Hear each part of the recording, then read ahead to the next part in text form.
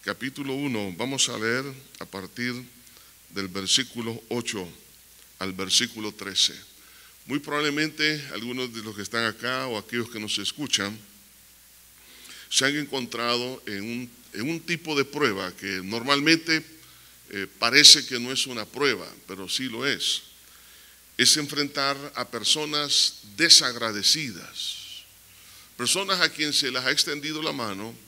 Sin embargo, en el momento en que ya están en otra posición, ya se encuentran en otras condiciones, como que han tenido una amnesia de toda la bondad que han recibido por parte de otros. Y usted cuando mira a una persona desagradecida, usted dice, ¿valdrá la pena seguir ayudando a las personas? ¿Valdrá la pena el poderle dar trabajo? ¿Valdrá la pena orar por esa persona? Entonces, que dejemos que sea el Espíritu Santo a través de su santa palabra el que nos pueda ayudar de cómo enfrentar a los desagradecidos. Y ese es el tema en esta hora.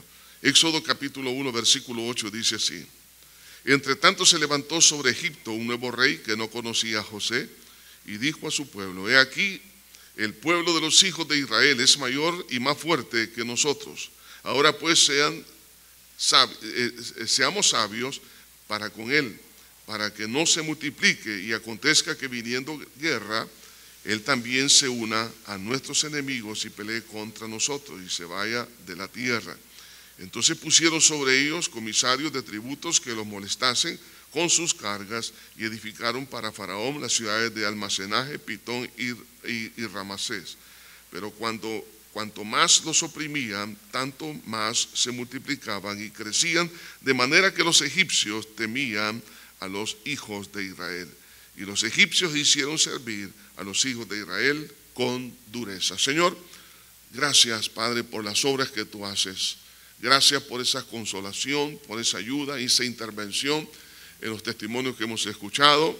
Y sabemos que hay muchos más, Señor, en carácter de testimonio, donde podemos nosotros una vez más certificar tu hermosa bondad y gracia. Ahora, Señor, una vez más te pido que seas tú trayendo una respuesta a aquel corazón que se siente cansado, especialmente porque no han tenido un feedback, Señor, adecuado de las personas a quienes ha extendido la mano. Señor, en el nombre de Cristo lo pedimos todo. Amén y amén. Por lo menos podemos mencionar dos causas por qué surge ingratitud. En primer lugar, es por el descuido en reconocer el fondo histórico cuando nosotros hemos tenido una serie de bondades, como que se nos olvida el trasfondo. De hecho, cada uno de nosotros somos beneficiados por la gracia de Dios a través de nuestros padres. Nuestros padres nos ayudaron, nos fomentaron esos valores, principios, el temor a Dios, la fe en Dios, tantas cosas que un padre, una madre hace por sus hijos. Y todos somos beneficiados por esa bondad. Nuestra respuesta hacia los padres debe de ser la gratitud, y la gratitud se muestra de muchas maneras. En primer lugar, con respeto, con amor a los padres, con el cuidado hacia ellos, etcétera, etcétera.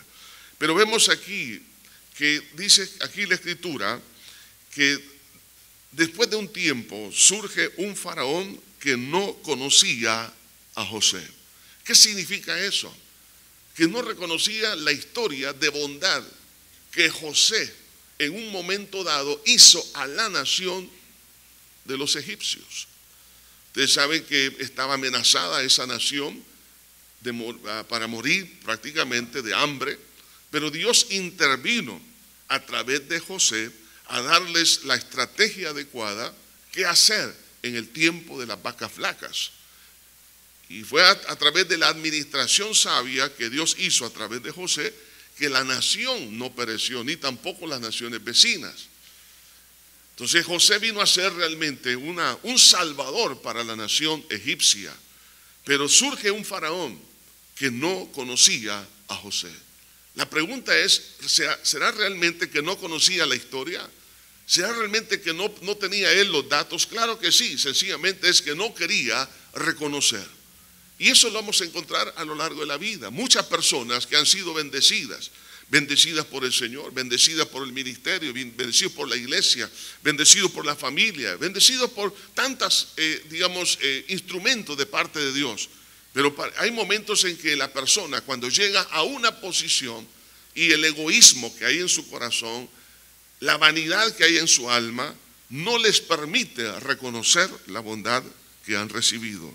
De ahí que entonces se une no solamente a esta primera causa, sino se une la envidia y el orgullo también para poderse, aliar contra esa actitud de ingratitud.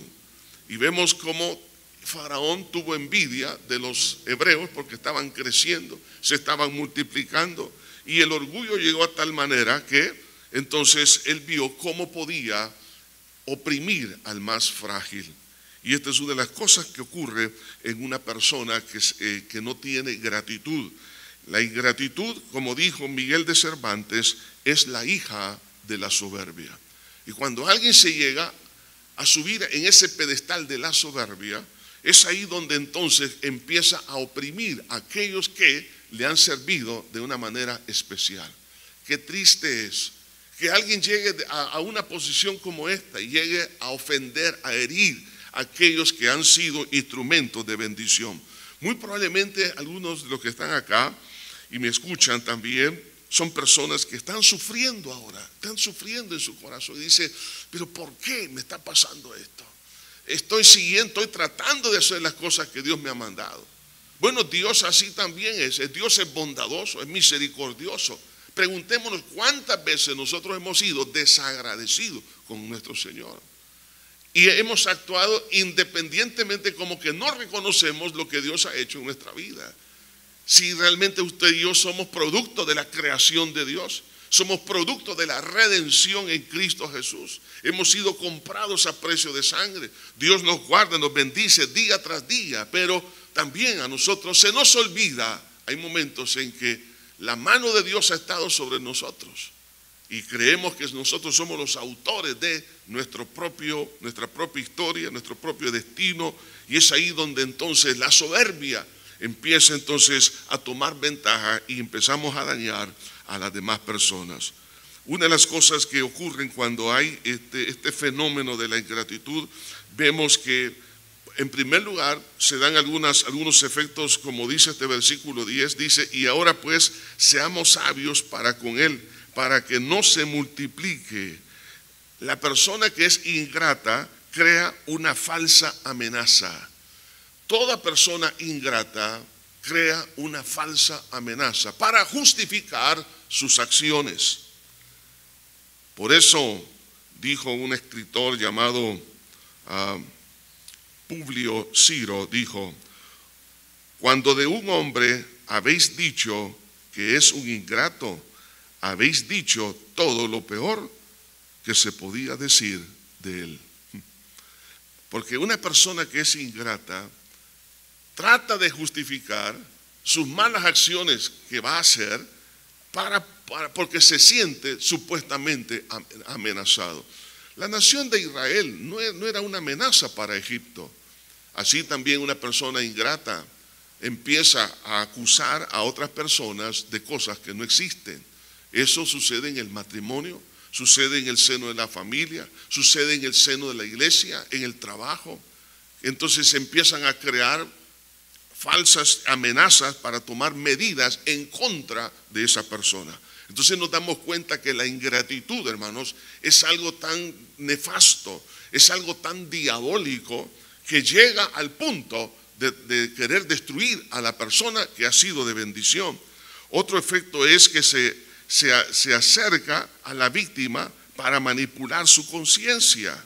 Porque dice aquí la Escritura, para que no se multipliquen y acontezca que viniendo guerra, Él también se una a nuestros enemigos y pelee contra nosotros y se vaya de la tierra.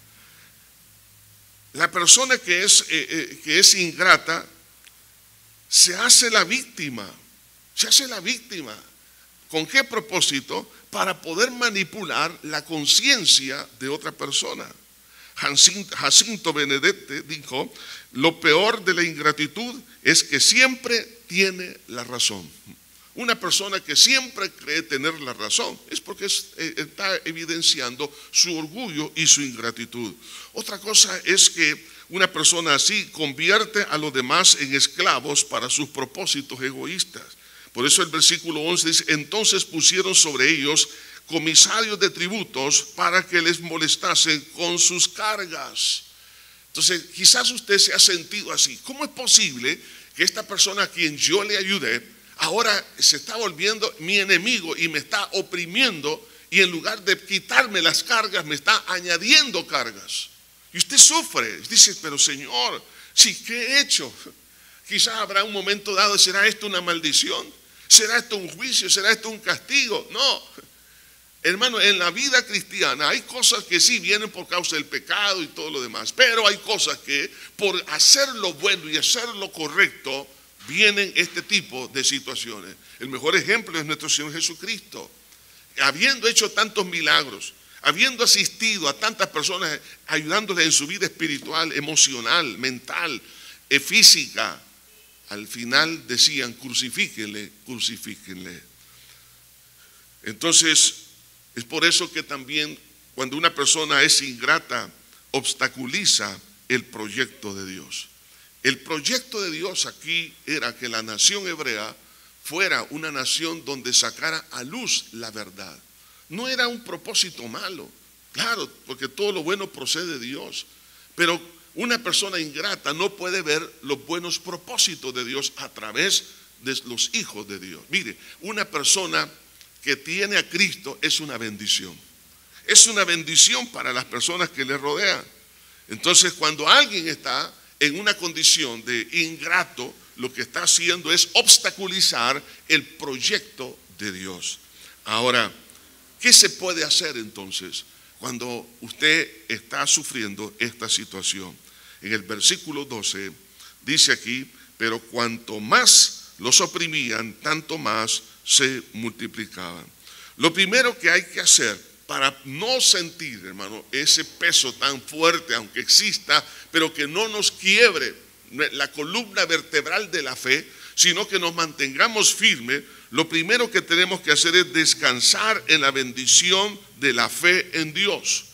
El pueblo, aunque estaba en esas condiciones, estaba descansando en la fe en su Señor. Usted y yo tenemos que hacer eso. Señor, yo descanso que tú eres Dios, tú conoces todas las cosas. Señor, en este momento no recuerdo que yo haya hecho mal a esta persona, pero ahora estoy sufriendo, pero ahora yo descanso que tú conoces todas las cosas. Aunque la otra persona pueda decir que yo he hecho un acto de injusticia, se ha inventado algo con el propósito de justificar sus actitudes negativas hacia mí. Entonces usted descanse que Dios conoce todas las cosas. En segundo lugar, tenemos que ver la crisis como un abono para crecer. Dice que entre tanto que más los oprimían, tanto más se multiplicaban y crecían. Hay algo que ocurre en forma automática, y es que en el momento en que alguien está siendo oprimido por un ingrato o por una ingrata, entonces internamente estamos creciendo. Hay un desarrollo espiritual. Empezamos a crecer, por ejemplo, en la fe, porque aquella persona se convierte en un gimnasio espiritual. Y usted está ejercitando el músculo de la paciencia, el músculo del amor, de la humildad. Usted está creciendo. Dice: entre tanto más los oprimían, tanto más se multiplicaban y crecían. Quiero que usted empiece a hacer una evaluación. ¿En qué áreas ha crecido cuando usted ha sufrido la ingratitud? Estamos tan ocupados en ver lo que la otra persona está haciendo que no podemos ver el crecimiento en nosotros. Y es ahí donde empezamos a crecer espiritualmente, en respeto, por ejemplo, a la autoridad. Empezamos a ver los ataques del enemigo, pero empezamos a fortalecernos en el Señor. Empezamos a depender de la soberanía de Dios. Muchas cosas están sucediendo internamente. Por eso hagamos una pausa en el camino y veamos cómo estamos ahora y cómo estuvimos un tiempo atrás.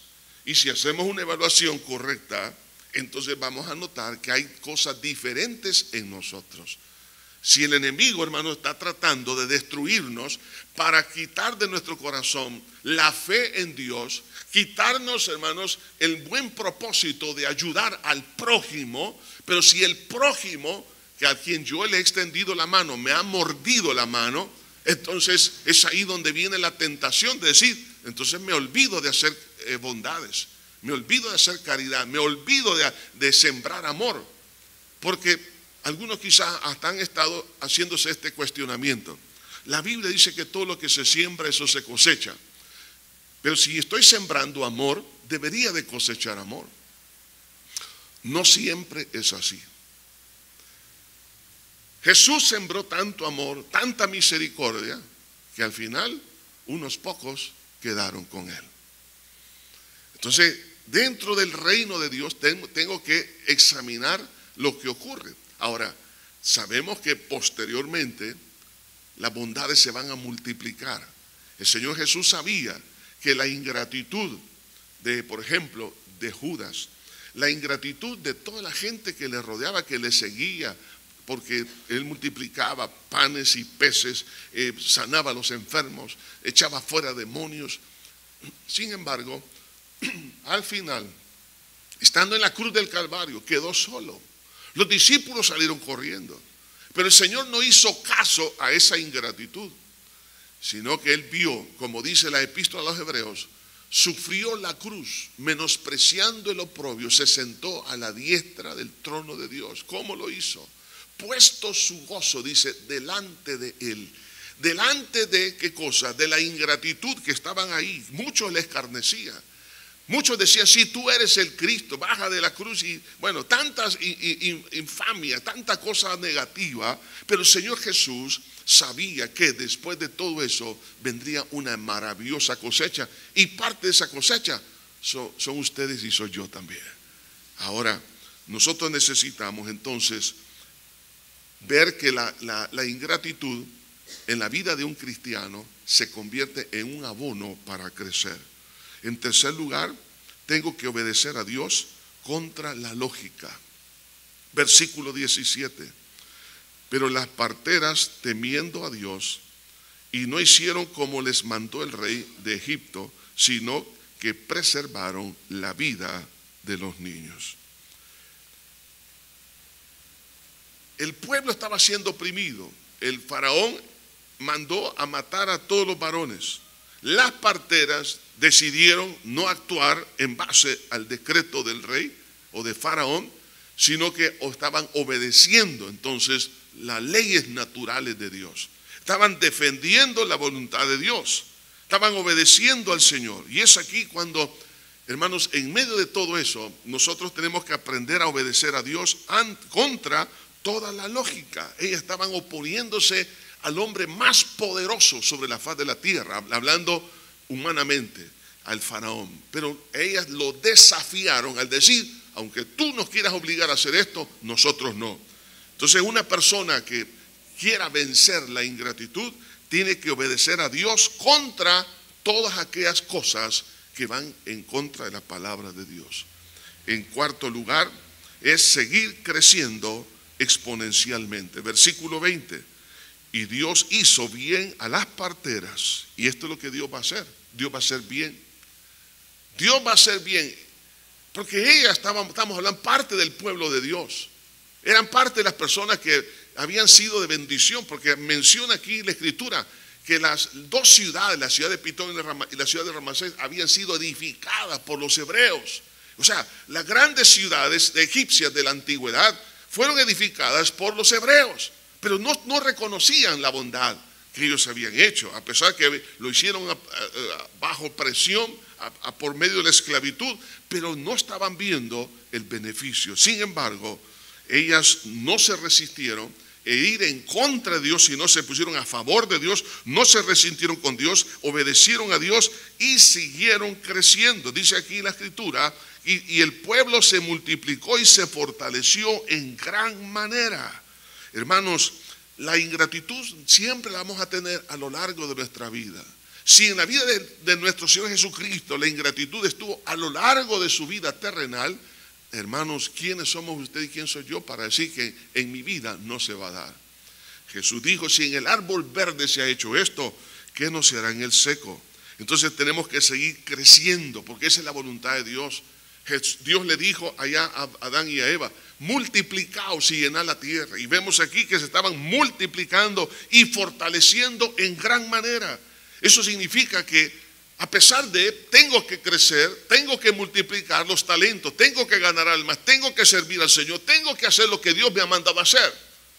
Por tal razón, la intención del diablo a través de la ingratitud es neutralizar la fortaleza y la fuerza y el ánimo y la pasión de la iglesia. Si usted está siendo víctima de la ingratitud, no deje de hacer lo que Dios le ha mandado a hacer. Como esposa, como esposo, como hijo, como padre. Si usted encuentra personas ingratas, si usted no se detenga por ese desprecio, siga haciendo la obra de Dios, porque el Señor lo está esperando al final del camino. Además de eso, en quinto lugar, es servir a Dios sobre las amenazas. Versículo 21. Y por haber, dice las parteras, temido a Dios, Él prosperó sus familias. El Señor lo que va a hacer es prosperar. Dios le va a bendecir. Y usted dice, ¿valdrá la pena seguir en este caso? Porque las parteras y todo el pueblo estaba todavía sirviendo, haciendo las cosas que tenían que hacer.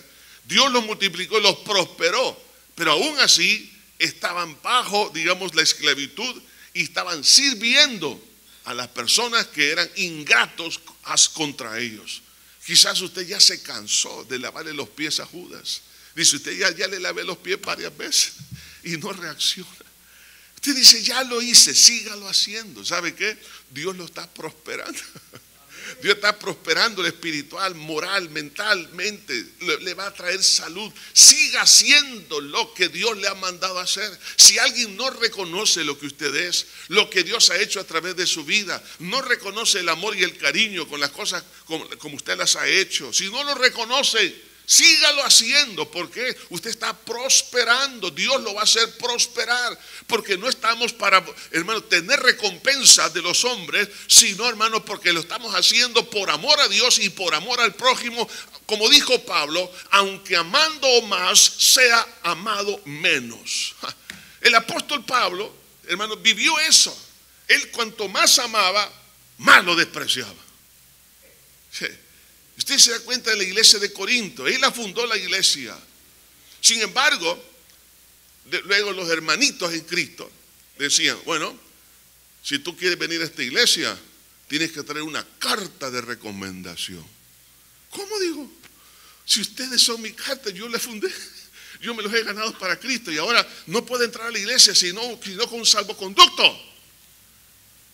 Entonces había tanta ingratitud que lo criticaron porque era soltero, porque decían que cuando las cartas eran demasiado duras y físicamente en la presencia de él en la iglesia era bien frágil, en otras palabras que era un hipócrita, lo acusaron que se estaba robando las ofrendas, bueno, tantas cosas.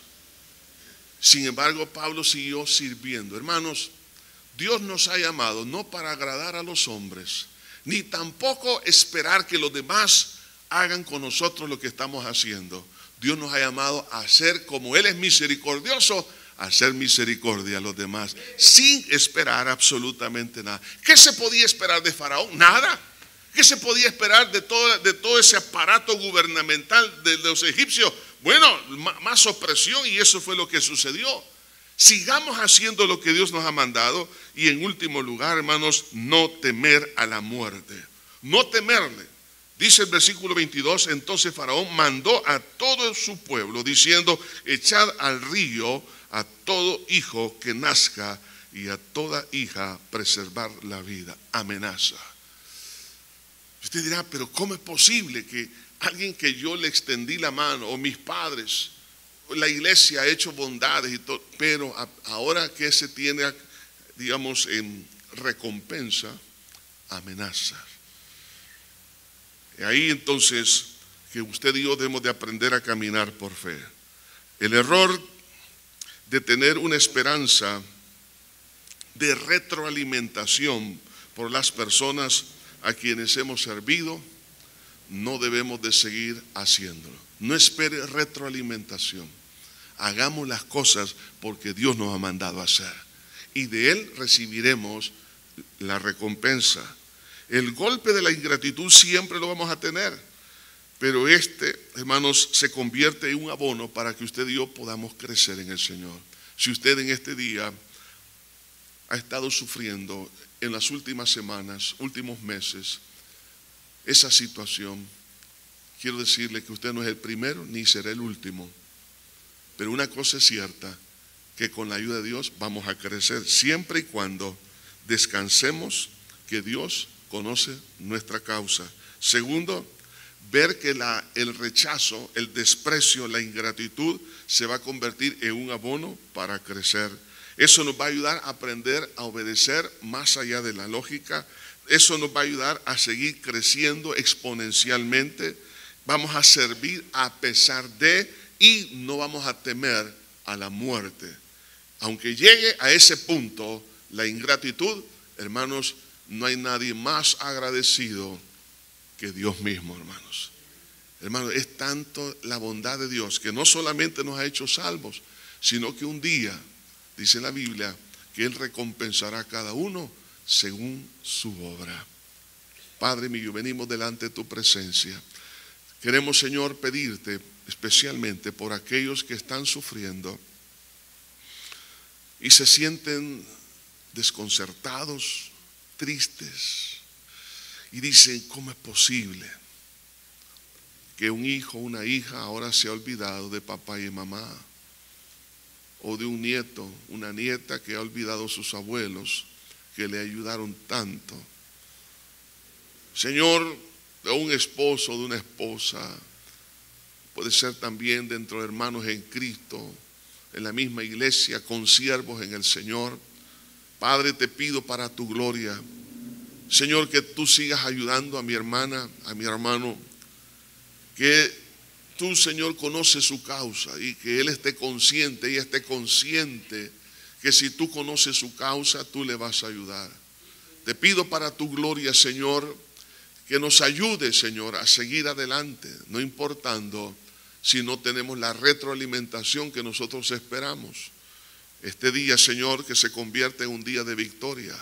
En el nombre poderoso de Jesús, Señor, quite esa tristeza de mi hermana, de mi hermano, Señor, porque la otra persona no ha visto el esfuerzo, la entrega, el buen propósito y que no se le ha interpretado correctamente, Señor, su buena actitud, sino que ahora lo ven y algunas personas levantan ahí también una cortina de humo, Señor, levantando acusaciones con el propósito de justificar su mala actitud hacia la persona que es bondadosa.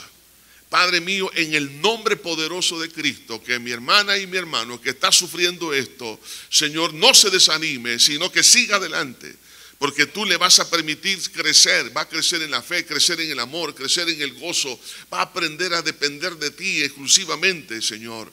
Padre, en este día te pedimos que tú sanes esas heridas, Señor, te pido para tu gloria, y en este momento que mi hermana y mi hermana no se llene de amargura, sino que siga adelante, haciendo bien aún a los malos, Señor.